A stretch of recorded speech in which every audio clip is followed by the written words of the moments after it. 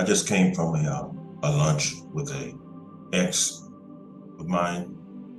Her name is Carol Brown. She's a little older than I think she's like a couple of years older than I. And we came in contact with each other last night while I was out. And so we had agreed to get together this morning to go to breakfast. And through our conversation, she had brought up a morning when I had decided to go to church with her.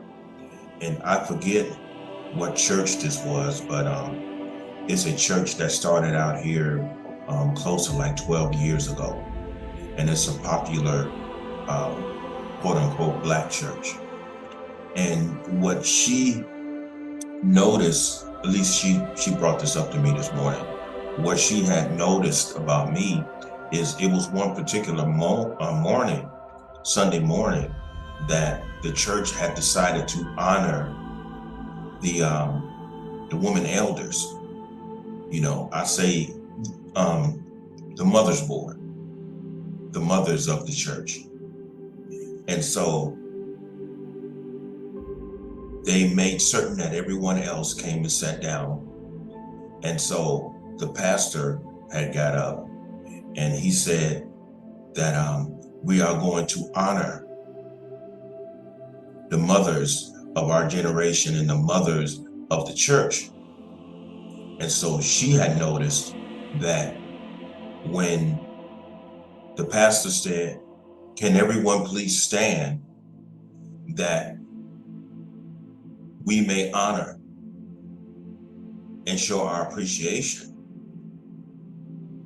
to the mothers of our community and the mothers board of the church."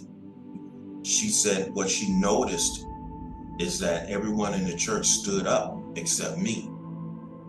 And even that morning, she tapped me on the shoulder and she said, "Stand up." I'm like, "I'm not standing up."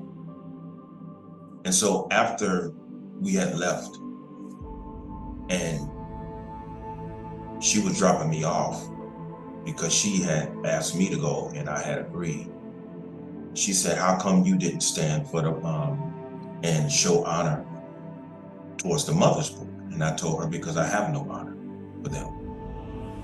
And she, you know, once we got to my place, we sat down in my living room and she said, "Can you please explain this to me?" And so I told her, of course, when you make a comment like that, obviously there's a past behind it. You saw some things and you were made to feel some things. And like I say all the time, I come from the Village in Chicago. It was a place called Chatham Village. And Chatham Village was created for people who had careers and not just common jobs. Okay. Now, there were some people who had jobs there, you know, very high paying jobs like sanitarian, you know, sanitary workers, you know, like garbage men, people who worked at the post office, you know, things like that. People who worked within the system. Now, even though there are some people who had career-related people also work in the system. But due to the fact that they have careers, you have a little bit more flexibility within the system. And so you make more money and you have better benefits and all of that, but I don't want to get into that. But she had asked me, "Why do you feel like that about their generation?" And I opened up and told her that they are the generation that compromised. They are the generation that has these kids feeling and thinking the way that they are thinking now, because they compromised and they gave birth to what they claim to hate, which is the hip hop generation. And I have not heard one of those elders take claim to that charge. And I refuse to pay them honor because I feel as though they failed this generation. They failed this generation, and they don't deserve honor, as far as I'm concerned. Those are the ones who were, after the 60s, after they saw all of our leaders shot down and killed, instead of them coming together, organizing on how they could help make our community more stronger for the youth that was coming from them, they started dancing down the Soul Train line. They got involved in the disco era, where everybody was throwing their hands in the air and shaking them like they just don't give a fuck. So I have no honor for them, because they created a mess. Now, we can say what we want against modern Black women and even modern Black men, but they did not create themselves. I mean, even if you go into the even if you go into the Bible, it says you were born in sin and shaped by the iniquities of the world. So it's basically saying, when you were born into this world, you were pure. You were pure in nature and in spirit. However, some people, before you were pulled from the womb, failed you because they compromised their moral principles and their responsibilities. And because of that, you come into a world and therefore an environment full of the iniquities, and due to the fact that you had some people who were irresponsible and not telling you what you were born into, and by you being an innocent child, you're an innocent mind. Let's just say that. An innocent mind and spirit, you come up in an environment that you perceive as the norm. However, what has shaped the current norm were the immoralities of those who compromised before you came into the world. And so basically, what I'm telling you is that you were not flawed before you came out of your mother's womb. You were contaminated by the world that you were born into. So you are not your flaws. You are not your flaws. By nature, you are not your flaws. Or like the church tells you, you're a sinner even when you're born. Absolutely not. Because you haven't conformed to anything. I heard someone not too long ago say that a whole lot of iniquities and characteristics are passed down to you inside of the womb. I believe that, because as time went on, I made certain that all of the ill characteristics that I saw in my parents, I spent hours of prayer, I spent hours of meditation, and I spent hours and days and months and years of close observation to make certain that I did not embrace and commit those flaws that were passed down in the womb. So what a lot of us are going to have to understand is that you are not your flaws. Everything that you unconsciously submitted to and conformed to of this world is sitting up inside of you. And once you understand how to go into meditation and things are revealed to you that you recognize it's not of your own nature. However, these flaws were blindly or unconsciously conformed by the environment in which you were born into, then it's up to you to make the conscious choice to discard those, because those things are not useful. Those things are not you. Those things are the results of a world that has fallen into the shadows of immorality. And those things are not going to change. This is why the word says, conform not to the things of the world.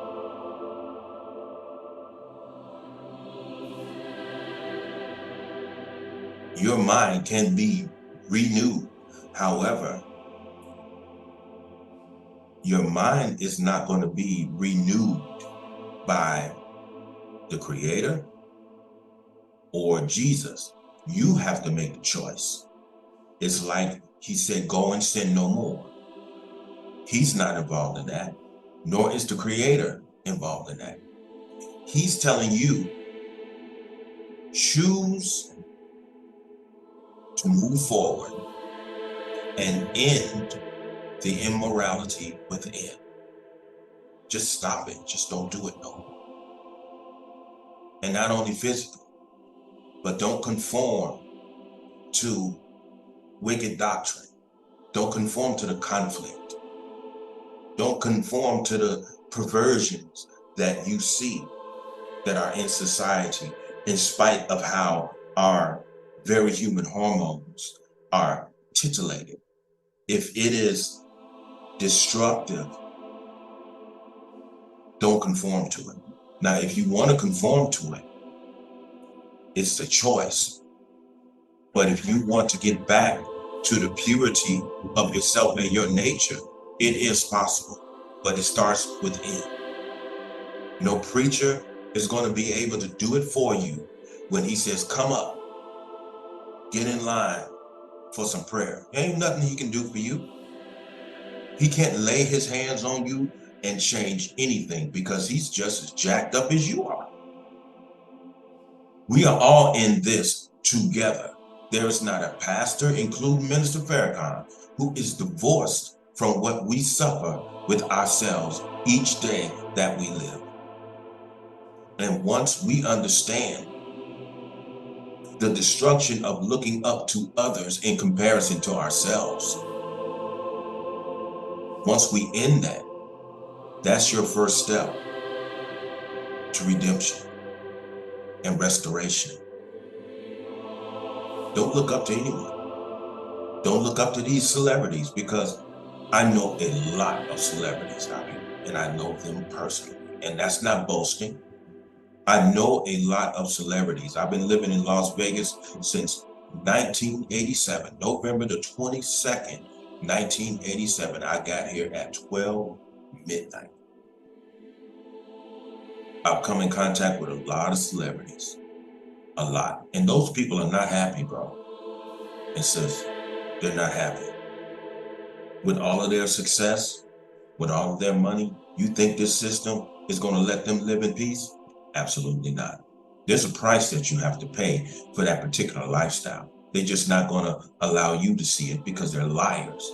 They want you to think that their life is flawless and without struggle, because you can be a billionaire, you can still be struggling because of the powers that be that are allowing you to live as such. As a lot of you know, everything in life is starting to become digital. Paper money and coins is going into extinction. Extinction. I always have problems saying that. And the reason why I bring that up is because when you live in a system to where everything is going digital, you no longer have any control over your funds, any control over your life. You can have as much money as Brother Denzel Washington and Oprah Winfrey combined. But if they want you to suffer, you saw what they did to Brother Kanye West. The only thing they did was press a button. And he no longer had access to his wealth, because we're living in a digital reality today. So basically, if you're wealthy, don't pump your chest too much. You're allowed to be wealthy. They can break you overnight. So due to the fact that they're showing you that they have that much power over your life, we're back to the slavery days. And the digital world is the whip, and they holding it over your funds and everything. And they're telling you, you either do what we say or we'll press a button. And we will prevent you from having access to your funds, because we have already made your funds, and therefore your self-worth, we've made you believe that your self-worth lies in your network. We've got you believing that. And due to the fact that you believe it, all we have to do to make you feel like you're nothing, press a button and prevent you from getting to your funds.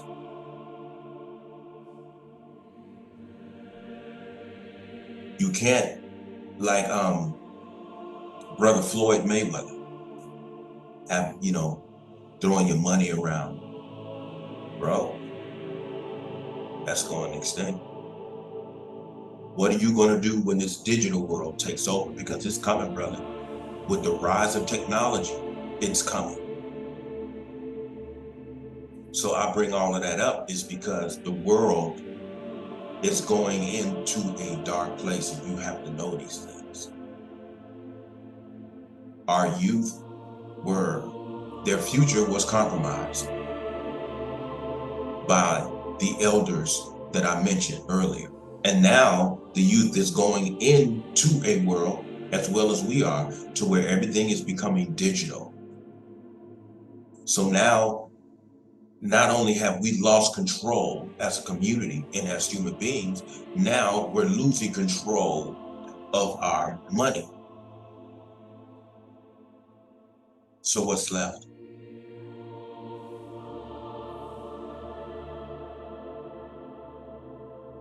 Because they've made us all think that our worth is tied into how much money we have. This is the reason why our community is always talking about, you broke. You broke. This high value man thing, simply because of his wealth. That doesn't imply that he's a good man. It only implies that he's financially stable. But that financially stable man could take you to his condo or mansion or house or whatever the hell he has, and beat the living hell out of you. You want to know why? Because he's a grown-ass boy, and you felt like you was getting ready to get together with somebody simply because of his money. But he was broke on moral standards. So this is the reason why I told my ex, I'm not standing up for them. I don't honor them. Because they had plenty time to get it together. But they was too busy dancing down the Soul Train line, getting involved with this disco era, when everyone that I saw, including my mother, was going to the discos, doing drugs right there at the bar. It was hip to do cocaine. Yeah, man, I'm gonna do me a few lines. I used to hear people boast about destroying themselves. Yeah, man, I'm gonna go down here and do me a few lines, or I'm gonna go home and I'm gonna do me a few lines, and then I'm gonna smoke me a joint, and I'm just gonna chill and go to sleep. Death. That's all that is. It's death. Self-destruction. And coming up in Chicago, I've seen a lot of beautiful brothers and sisters throw their lives away simply because of the trend, the changing of the trends. When I was a little boy, I used to see them going back and forth to school from 8th grade all the way through high school. I saw the innocence. And then when the elders compromised, all of a sudden, Emmett wasn't looking the same. His brother who I grew up with, he wasn't looking the same no more. He looked the kind of shrouded, Skeletor type, because he got strung out on crystal meth and acid. A lot of people that I saw grow up ended up going into darkness and dying. It's a shame. I got back in touch with my big bro, Jerry Johnson out here in Las Vegas. And he gave me the update on a whole lot of people that I was wondering about. And the majority of those people who I asked about have passed away. And if not, they're on their way to passing away because of their habits. It's just a shame. This is a video about the danger of compromising. Now, if we don't want the community to go into darkness with the rest of the world, there are a lot of things that we are going to have to discard here from this culture. Like this simp thing when it comes to our Black men. Brothers, there's nothing wrong with you being yourself. If you were raised up as a gentleman, then you continue to be that gentleman. Black woman, if you was raised up to be a lady, discard all that feminist stuff because you don't need it. You don't need it. You want to know why? Because you're naturally the most feminine women on this planet. Study your history. When you go over there to get to Great Britain, to London, England, to France, all of those schools over there for modeling, when Great Britain, when the Ethiopians used to create their dresses, you know, those dresses that they used to wear with the small waist and everything, what the Europeans over there, what the British came to understand is that even when they put their women in these dresses, they did not know how to walk in them. And I'm pretty sure that we still see this day a lot of white women who are dressed in these classy dresses, but they just don't know how to walk. I don't care what a Black woman puts on, she is going to work it. Now, the reason why I bring that up is because what a lot of British found out when they went over there to Africa and they saw the women walking around after they came from the river to get water. They saw how the women would put the huge bosses on their head, and they saw how elegant the Black women would walk. Their arms and the way that they walk. So when they took some of the women back to Great Britain, France, and all of that, they put those Black women, those African women on the plantation, and they allowed these women to continue the culture of their foremothers. And they saw how the women were even working on the plantations. And when I was in London, England, I talked to an older gentleman. He was 98 years old. He was 98 years old. And he said, those were some of the strongest women on the planet, because even though they were oppressed on those plantations over here, he's talking about the women that were there in London, England, as well over here in Babylon, which is America. He has said, the reason why I say those women were the strongest that we've ever seen is because even though they were oppressed and abused and raped and everything, when they would get their water, they still would walk with that beautiful grace and dignity and integrity. I bring all of that up is because when they noticed that, it was the African women who taught the European woman how to walk upright with grace. And simply because the white women didn't want to walk around with a vase on their head, the black women told them, put a book on your head and walk like that. And then when some of the older British women or French women, they saw this, they discarded the black women and they taught them. This is where you get the modeling school walk. All of those things. This is why the walks, even on the runways together, can't nobody do it like you, black women. Nobody can do it like you. I don't care what you put a black woman in, she can work that dress. Whether it's short or long. Whether she's sleazy or whether she's a lady, she can work that dress, bro. I bring all of this up because I want us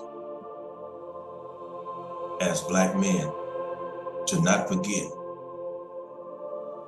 in spite of these, what is called modern day black women, don't forget what they were before they became what they are. I want black women to understand what you are so that you will think back to what you were and then you make a choice. What do you want to be? What do you want to be? Not only to us black men, what do you want to be to your children? What do you want to be to your grandchildren? Let's get back to being ourselves. Let's just get back to being ourselves, because the elders have compromised. And because of their compromise, this is the mess that we're in. And see, me, David Braymore, a lot of you like, who is this guy? I'm someone who did not conform to everything that was around me, in spite of my coming up on the south side of Chicago. You want to know, I've even come to know that my disgust for cigarettes, drinking, drugs, and everything, it reveals that I'm supposed to be here passing on this information. Because I'm not going to be no hypocrite. I'm not going to sit here and say you shouldn't do this, you shouldn't do that. And yet still in my past, I did it all. Because a lot of people sometimes say, well, the people who did it all are the people who are enabled to talk about it. I agree with that. But the people who didn't do it all are also in that same category. Whether you did it and survived or you didn't and survived, you're still in the category to where you can pass on that information. So my eyes have seen a lot of things and I never conformed. I saw a lot with these eyes, a lot, my whole life. I've exposed myself to a lot of things. I play the violin, I play the piano, I play the guitar. You know, I could sing a little bit. I'm a martial artist, I'm a pro boxer, I'm a lot of things. But all of those things mean absolutely nothing if I can't love you openly and freely. It doesn't matter how much my books and my success in the stock market brings me. That doesn't mean anything if I can't love you and if I can't have a peace of mind. What I want and what I desire is for us to get back to being flawless. Because you can live in a world like this and be flawless. Once you recognize that your environment is cluttered with areas of contamination and objects of self-destruction, if you choose them, then you actually can go and sin no more. And you can live today that innocent life that you first experienced in the womb of your mother. It is possible. It is indeed possible. So, as I always say at the end of my videos, with that being said, I greet everyone, beautiful afternoon. And I just wanted to share some thoughts because you were on my mind this morning when I woke up. So I wanted to say, you know, I'm starting to get a lot of good messages about my the series Blinded by Our Disappointments. You know, I have a couple of panels who would like to go into a discussion about a lot of things that I said. And, you know, I just told them, as long as it's constructive and it's not chaotic, I don't mind attending, because that doesn't imply that I think I'm better than anyone, because I'm not. My thing is that it can't be chaotic, because if you're going to talk about something as vital as the betterment, you know, as the betterment of our people, then it can't be chaotic, you know, people talking over each other or anything like that. It has to be a sound environment, sound minds, you know, which reminds me, whenever Isaac Hayes would perform, I remember one time Isaac Hayes was getting ready to perform in a time in Chicago called the Chicago Fest. And the Chicago Fest was a time where all of the restaurants in Chicago would just give away food. And I mean, they would just give it away. And at the same time, they would have people in Grant Park, because that's where it took place. People like I said, Brother Isaac Hayes, Sister Chaka Khan with her beautiful self. I almost cried when I saw Chaka Khan, because she's just so beautiful, you know. And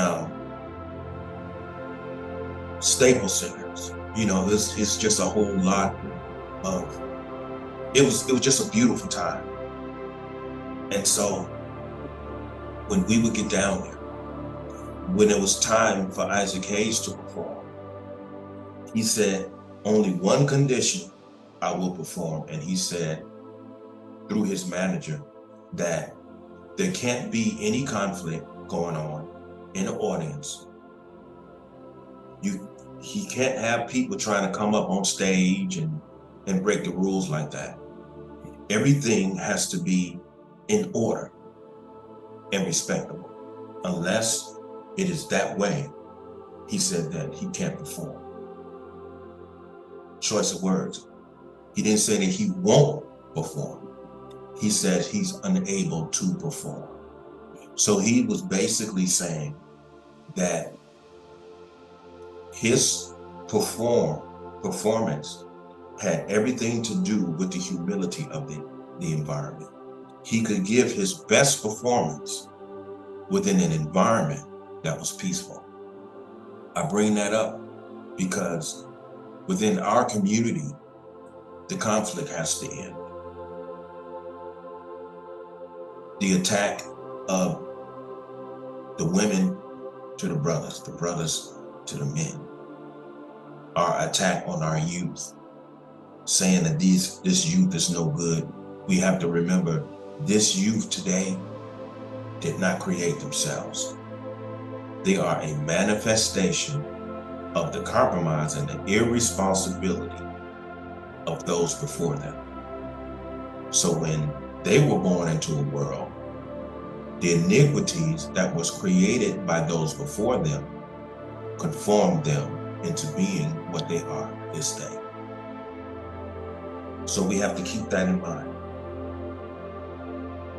And so with that being said, I hope everyone have a beautiful afternoon, and thank you for listening. And as I always say, everyone stay human. Peace.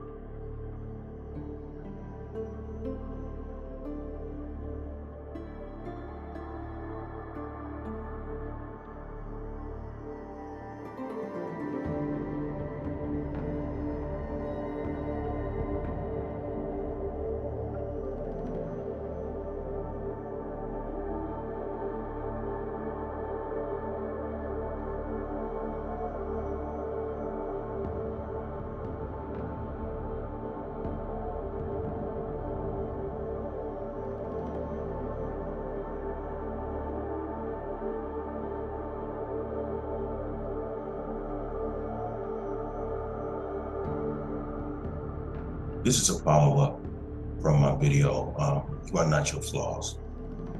I'm just gonna go right into it. Tell you some of the things, some more things that I observed when I was little, when I was a kid. You know, I would say between the ages of 7 and about 14.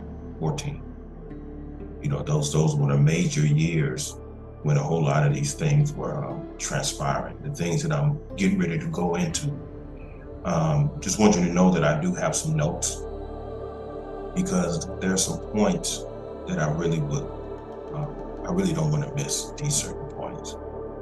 But you know, after the 60s, I had mentioned the irresponsible generation, when they went into spending a whole lot of time in the clubs and everything, you know, on these Soul Train lines, how everybody would go out and buy all of these animated looking clothes when they had other things that they needed to take care of, like feeding their children. And I've talked to enough of the people who used to be involved in that, and they had admitted that a whole lot of the money that they spent trying to be flashy, and you might as well say animated, in other words, this image that they was trying to portray, out there, not only on the Soul Train when everyone wanted to have a whole lot of attention.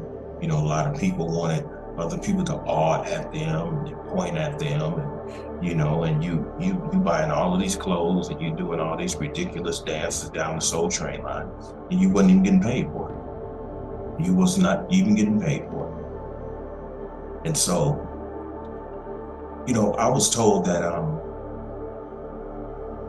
someone had listened to one of my earlier videos way back. I believe it was like a couple of years ago. I put it up, and I was talking about the effects of the Black exploitation era, and all of this was transpiring right along at the same time when people were wasting their time, on Soul Train.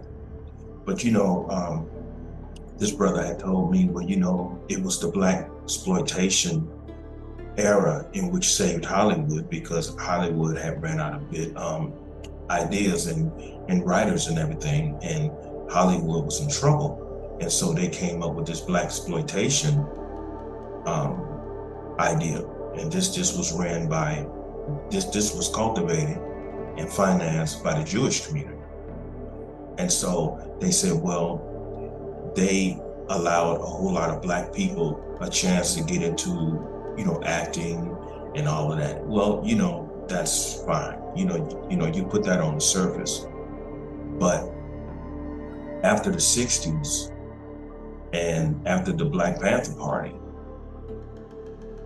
one of the primary reasons why they had started the Black exploitation era is because they did a poll, and they started asking a whole lot of Black people about their current conditions after the Civil Rights movement, and how they felt about all of the Black leaders being assassinated.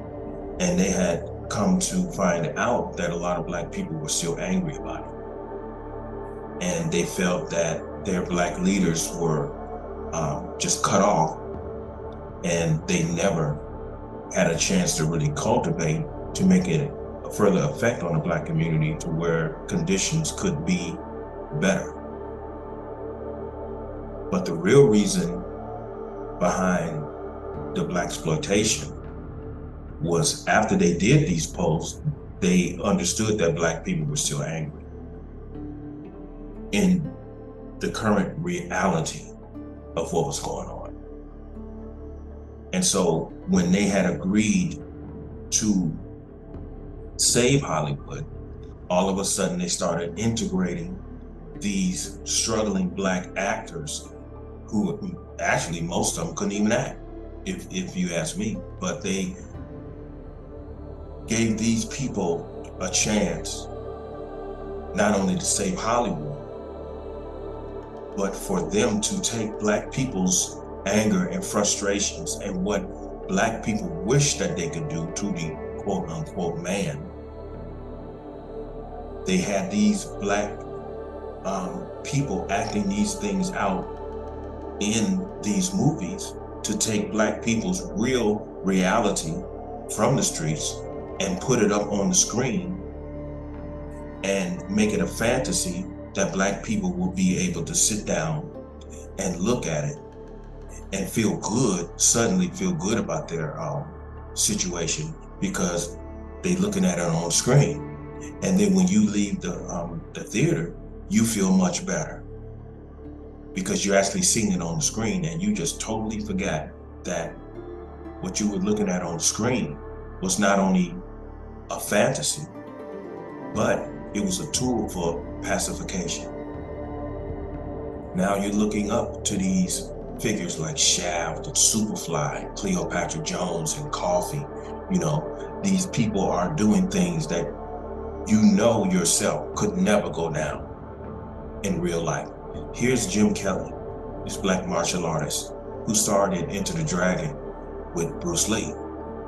He starred in a movie called Three the Hard Way, which also involved two more major Black actors, with Fred Williamson and brother Jim Brown. Now here's a Black man who's getting set up by the cops. The cops pull him over, They search his car. They find some drugs that the cops had put in his car anyway to try to set him up. And so Jim Kelly says, "You trying to set me up?" And there's 4 cops. All of a sudden he went off, and these cops didn't have any guns. All they had were what we used to call blackjacks. He beats up 4 cops, knocks them all out. Now this is in broad daylight. And then after this happens, here comes Brother Fred Williamson, Brother Jim Brown, coming up to Brother Jim Kelly.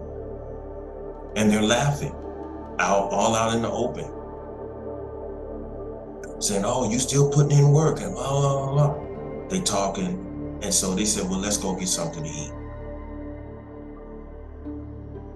They go to a nearby restaurant.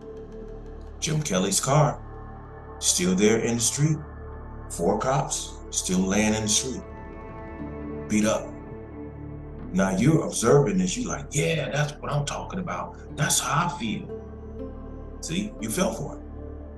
They took it from reality and they put it on the screen to pacify you by way of a fantasy of what you wish you can do.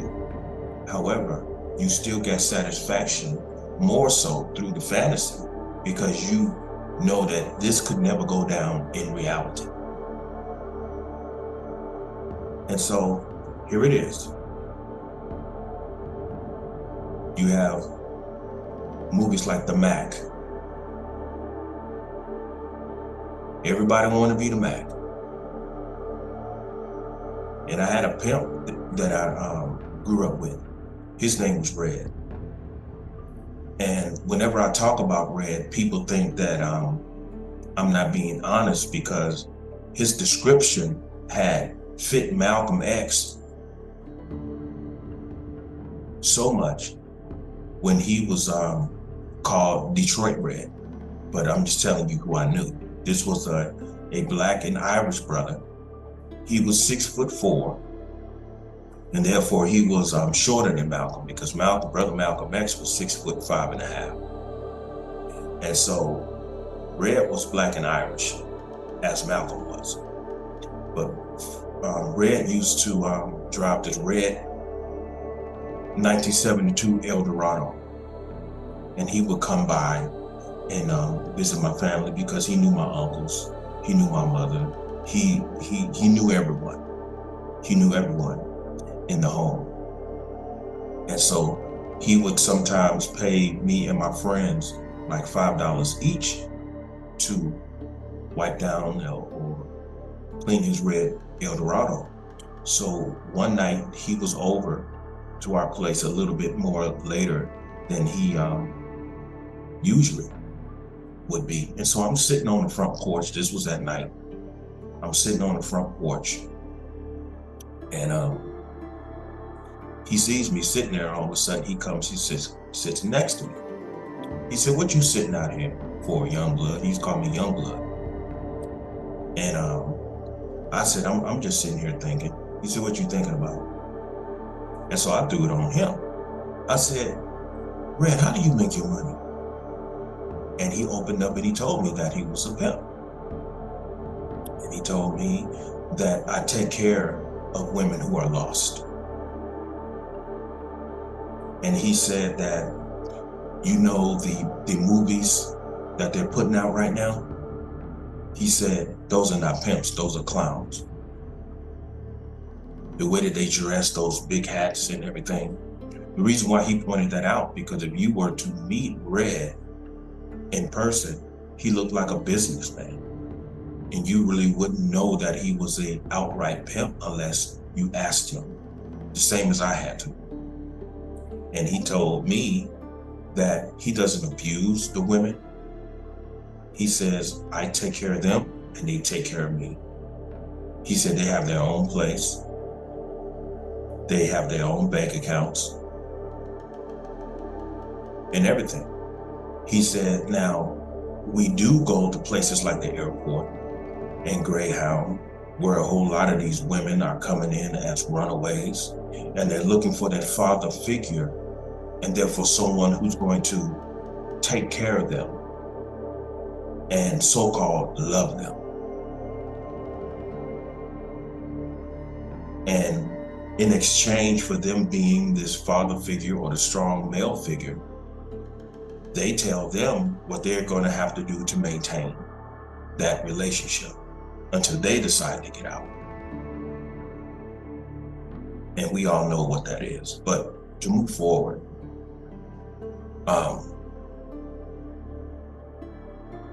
as I was saying, these blaxploitation films were basically what Black people wish that they could do. I'm just going to read these notes. It says, taking what Black people wish they could do from their reality and placing it upon a screen with intent for them to live out what they are truly feeling through a fantasy. This was a form of pacification and trying to live out that because in real living and will eventually, we started trying to get satisfaction from these movies because we knew that if we tried to actually live like that, it would be a form of self-destruction because of the system. And when you look at people like Superfly, what a lot of people misunderstand about Superfly, which was the character that Brother Ron O'Neal had played. Superfly was actually trying to get out. And a whole lot of people who, in this generation, when they talk about Superfly, they're talking about this millennial Superfly, which is totally different. The same way that Samuel L. Jackson played Shaft in these current movies, other than the real Shaft, who was played by Richard Roundtree, who was a very intelligent, hard brother. He didn't take nothing from nobody. Now, the one who Samuel L. Jackson played was a joke. It was a joke. So when you're dealing with these type of things, you look it up at the screen, man, I wish that I was able to do that, considering everything that we're suffering right now, dealing with this system. So they're taking, as I said before, they're taking what these people wish they could do and they're putting it up on the screen. And they're looking up to these images that were created by way of these Black exploitation movies. And they are observing these movies. And observing these movies, being able to see what you wish that you could do in real life, it pacifies you and you get a sense of satisfaction out of seeing what you know you can do in your reality. So what Red had told me about these blaxploitation movies, like the big, like the Mac, Superfly, and all these, he said, you see the way that I'm dressed?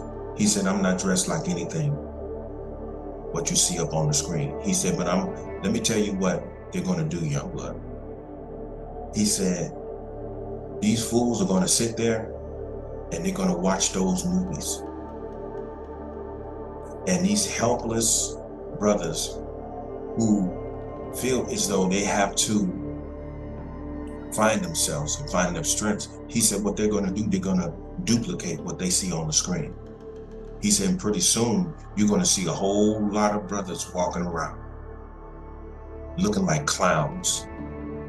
And instead of keeping themselves quiet about what they're doing, he said the reason why they put in these movies, these characters saying, I'm a pimp, you watch these fools start turning themselves in. And that's exactly what started happening. The next thing you know, you see these brothers walking around with these bright colored clothes on, these animated looking Eldorados and Cadillacs, beating up their women in public, wearing all these loud clothes. You remember in the Frank Lucas movie when Denzel Washington's character told his brother, "Why you got all this stuff on?" He said, the loudest one in the room is the weakest one in the room. That's why when his wife had bought him that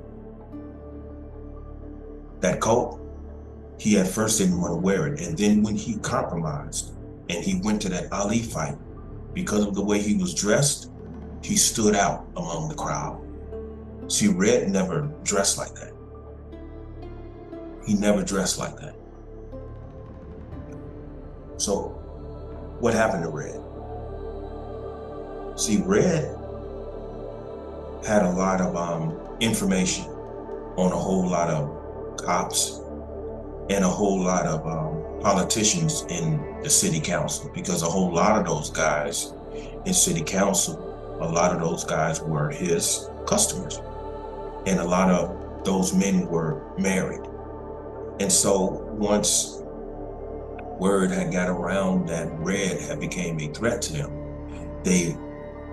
after Red came up missing for about 48 hours, his red Eldorado was parked in an alley on 75th and Blackstone in Chicago. And when they found Red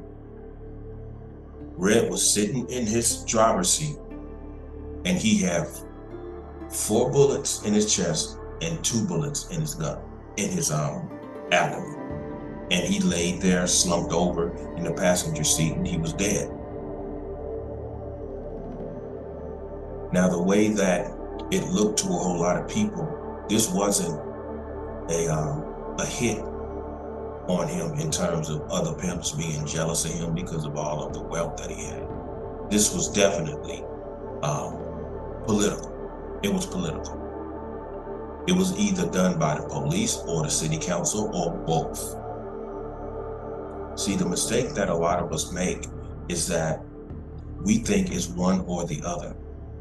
But the way that a whole lot of emperors and I'll put it like this, the way that a lot of people, politicians, used to get away with taking down one emperor in whom they felt was a threat to their Roman rule, a lot of people would join a campaign to assassinate that one emperor in whom they said was a threat. And so when they would assassinate him, a lot of people would assassinate him, and everyone would kill him. The reason why everyone would participate in this man's assassination is because that leaves out one person being at fault. And just like Brother Malcolm, when he has so many enemies and King has so many enemies, when they were assassinated, they could barely find out who did it because they had so many enemies. You know, so that's a Roman thing. That's been going on in the Western world for centuries. But as you go on, the next generation, already talked about the hip hop generation. Then, as this whole pimp thing was exploding, and it went into darkness because it wasn't so outwardly done anymore, then a whole lot of those guys either got killed, or they were in prison, or they actually became politicians in Chicago and are in the city council until this day. And so as time goes on, just blaxploitation movies are still out there. The younger generation are coming up. Next thing you know, You have rappers like Too Short talking about he wants to be a pimp. Ice Cube making a song, Who's the Mac? Who's the Mac? See, you can't beat up on the hip hop generation. They're only making music based upon what they saw and felt in their environment.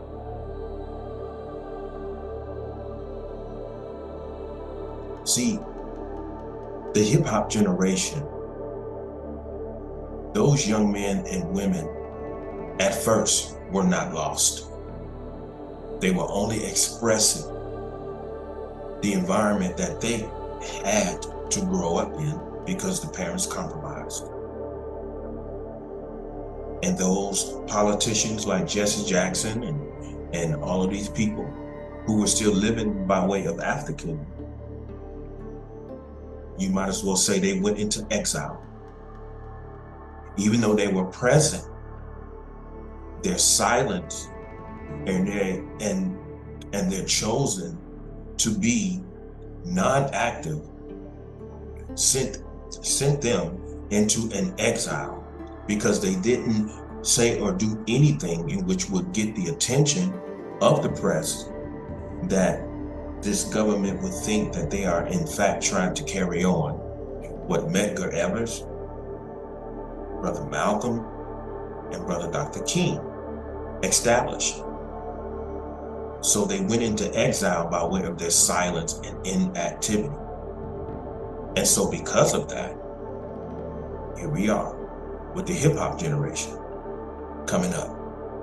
The first phase of the hip hop generation, those beautiful brothers like Public Enemy, who were and still is my favorite hip hop group, because they tried to continue to pull from everything that all of the Black leaders had established, because it was all in their music. It was all in their music.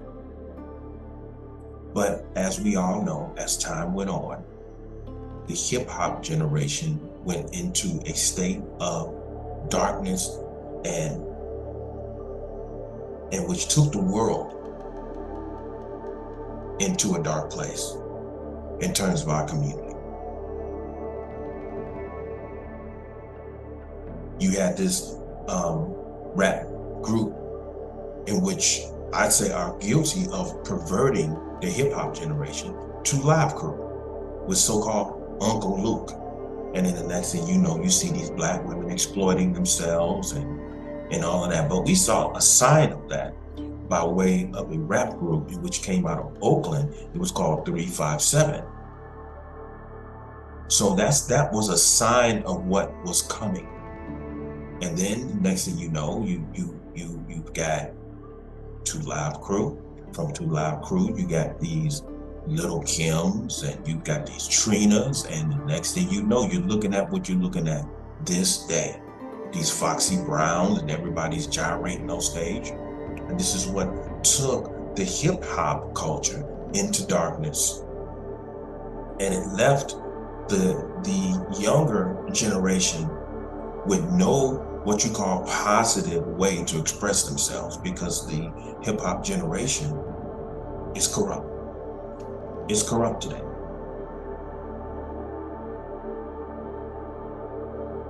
So, but we're still talking about people who are not their flaws. In spite of everything that I just put down, they are still people who are not guilty of what was put out there in the society. Now, the only ones who are guilty are the ones who chose the poison. I'm gonna be a pimp, I'm gonna be a drug dealer and all of that. Simply because that's put out there doesn't necessarily mean that you have to conform to it. But those who have conformed started poisoning our community, started selling drugs to our pregnant women who chose to destroy themselves and their families. And here it is, for 3 generations, we've been giving birth to children who have learning disabilities because their mothers were either drinking or doing drugs. And so now we give birth to another generation of kids who have learning disabilities, and therefore the intelligence level has been affected and therefore lowered because of the effects of alcohol and drugs. And so as each generation keeps repeating that same cycle, the intelligence level of the community is going to consistently decline. And this is what we're looking at today. So they took what Black people wanted to do and they put it on the screen because they knew this is what Black people wish they could do. And so when they put it on the screen, Black people ran to it and they paid our money. We paid our money and we looked at these images because they were just images. Things that they knew you wish you could do to them. And then you're looking at these images and you're saying, I wish that I was like that. You see the whole mind trick? And then you coming out of the theater. I stood outside the theater. I've been observant all of my life. I stood outside the theaters. And I used to listen to the conversations that the brothers would have together. And sometimes Black women would get right in the conversations. And you would hear those brothers from that point on standing in front of the United Artists Theater or the Chicago Theater, in which contained these movies.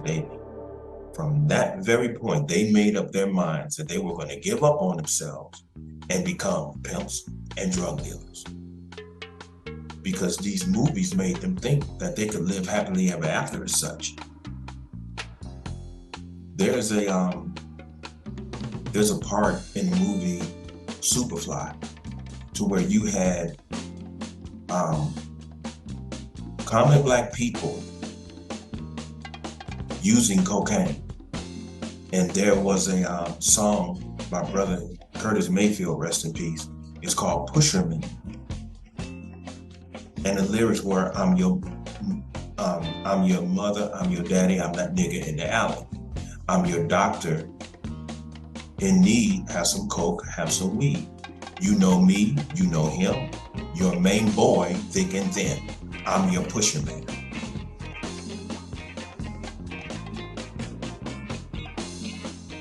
And the way that it was edited, along with his music behind it, it was practically a commercial that was advertising the use of cocaine. And I used to hear our people all the time play that song in the clubs. I'm your pusher man.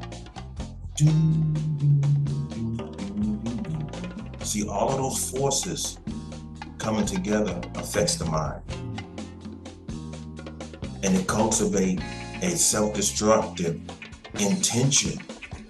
And once you get yourself involved in, you're in a well. And once you start drinking and using drugs, it becomes a web that has you addicted. And it's a web that you never want to leave. You know that you're caught in the web, but you don't want to leave it. Not only because it feels good, it takes you away from your real problems.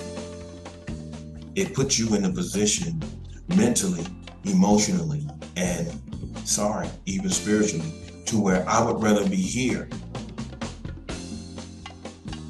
high, drunk all the time, or living out one of the images that I saw on the screen, than to face my reality and to deal with it so that I'll be able to make my life better, not only for myself, but for my family, my children, or whoever that I'm with. I would rather stay here because I found a comfort zone in being in this web. And what has caused me to think and to believe that I'm all right here is the deceptive intelligence and my cowardness by way of using these drugs, which affect my mind into where I say, I'm chilling. No, your brain cells are being destroyed. And this is why you lack intelligence right now. It's not that you're high, you're actually at your lowest point in your self-development. You're killing yourself. And what for? Because I'm too much of a coward to face my reality. There's always a way out. And then they say, well, the white man ain't really left much for us. Well, take what little bit that was left and build on that. That's all you have to do. That's all you have to do. So I've seen a lot, I've listened to a lot of conversations. I've seen a lot of beautiful brothers and sisters who were in the village after the elders had started passing on. They were not able to deal with the reality.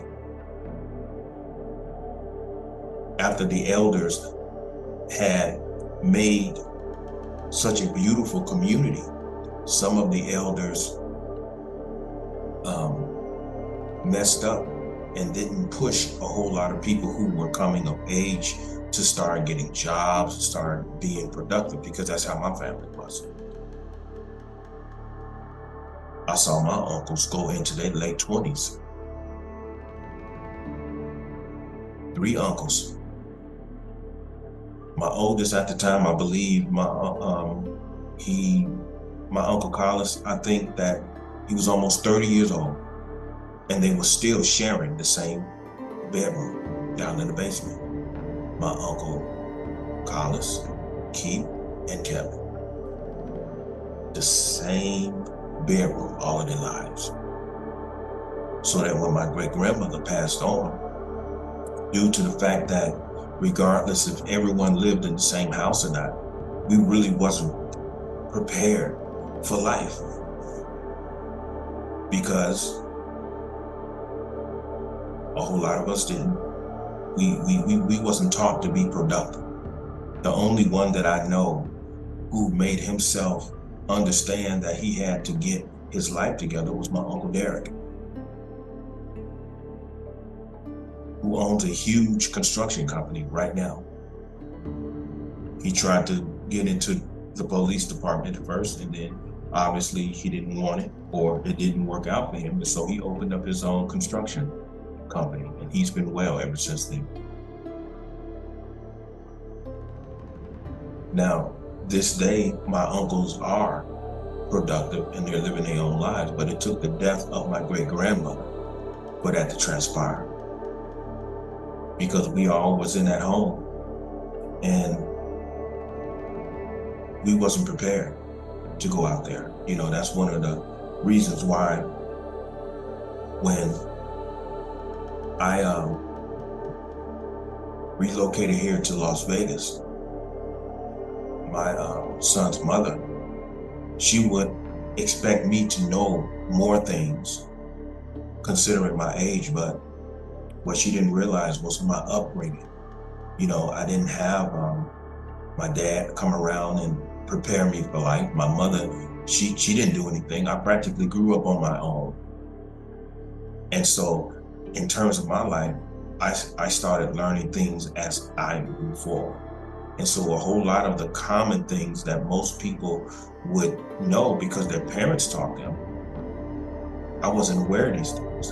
And so that put me in the position of my son's mother looking at me as non-productive or stupid, you know, and she never realized, because I never had a chance to tell her, that I'm just a product of my environment, the same as she is, just that we both come from dysfunctional families,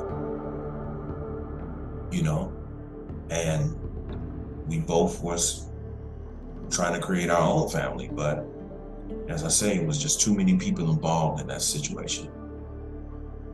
But as far as, I want to get back to this, but as far as what transpired in our community, we had a whole lot of things that were working against us.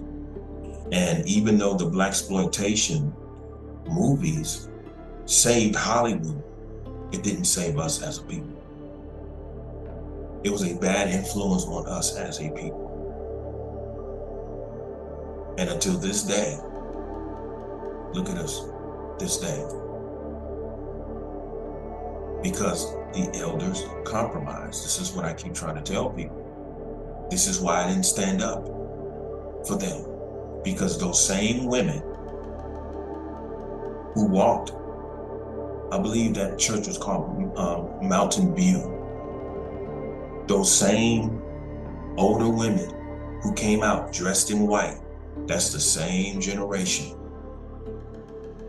that you saw in these blaxploitation movies. Those are the same type of women who was all up under these pimps, and they was loving these drug dealers. And then once they looked in the mirror and they hit the wall and they couldn't be fine no more, or some of them had a minor strokes and they wasn't attractive no more, now it's time for Jesus. Now it's time for Jesus. Because I done got old and raggedy, you know, so now it's time for Jesus. It's a shame. But look at the youth that you helped create. Look at Tupac. Smart, intelligent, brilliant brother. Where is he? He was smart, but he wasn't intelligent because he didn't make rational decisions towards the end of his life. And this is the reason why he got so caught up. And now he's nowhere to be found. When he was a great asset, he was a great asset to our community. And you will hear in his music the pimp language, the hustler language. He even said that himself. He said you could hear that I've come up in an environment where there's drug dealers and pimps. He said you can hear it in my music. He's talking about his music was based upon the environment. It should have never been so. So we must do better. We must do better. Because we're still able to see this same type of climate in our community. We're still able to see it. So we have a whole lot of work to do. And no matter where you are in this, you might as well say struggle, do your best to make an impact on our youth, a good impact on our youth. And understand that our youth are looking at us, they're looking at us. And we don't want to keep creating these hostile and immoral environments for our youth to continue to observe.